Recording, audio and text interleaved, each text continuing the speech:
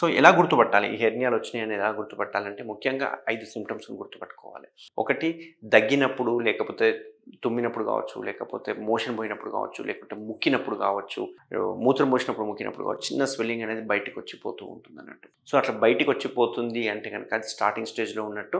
So బయటికొచ్చి పోతుంది అంటే అది ఇనీషియల్ స్టేజ్ అన్నట్టు. దాన్ని మనం హెర్నియాస్ అంటాం అన్నట్టు. రెండో సింప్టమ్ ఏముంటుంది అంటే ఒకవేళ హెర్నియా మొత్తం బయటికొచ్చేసింది అంటే స్క్రోటంలో అంతా ఫుల్‌నెస్ అనిపిస్తుంది అన్నట్టు స్క్రోటం. సో ఆ స్క్రోటం ఫుల్‌నెస్ అనిపియడం వల్ల ఆ కిందికి జారినట్టుగా అనిపిస్తుంటుంది. దీనివల్ల డ్రాగింగ్ టైప్ ఆఫ్ సెన్సేషన్ ఉంటుందన్నట్టు. అది మనము గమనించుకోవాలి. ఒకవేళ స్క్రోటం నిండిపోవడం గానీ, టెస్టిస్‌ని సెపరేట్‌గా ఫీల్ అవ్వకపోవడం గానీ, టెస్టిస్‌తో పాటు ఇంకేదైనా ఫీల్ అయితుంటే గనక దాన్ని మనం హెర్నియాగా భావించాలి. అండ్ మూడవ ముఖ్యమైన సింప్టమ్ ఏంది అంటే పడుకున్నప్పుడు అది మాయమైపోతుంటది. లేచి నిల్చున్నప్పుడు మాత్రం మళ్ళీ కిందికి జారినట్టు అనిపిస్తుంటుంది. పడుకున్నప్పుడు గానీ కొంచెం దొబ్బుకుంటే గనక అది లోపలికెళ్ళిపోతూ ఉంటుందన్నట్టు. సో దాన్ని కూడా మనం గమనిస్తూ ఉండాలి.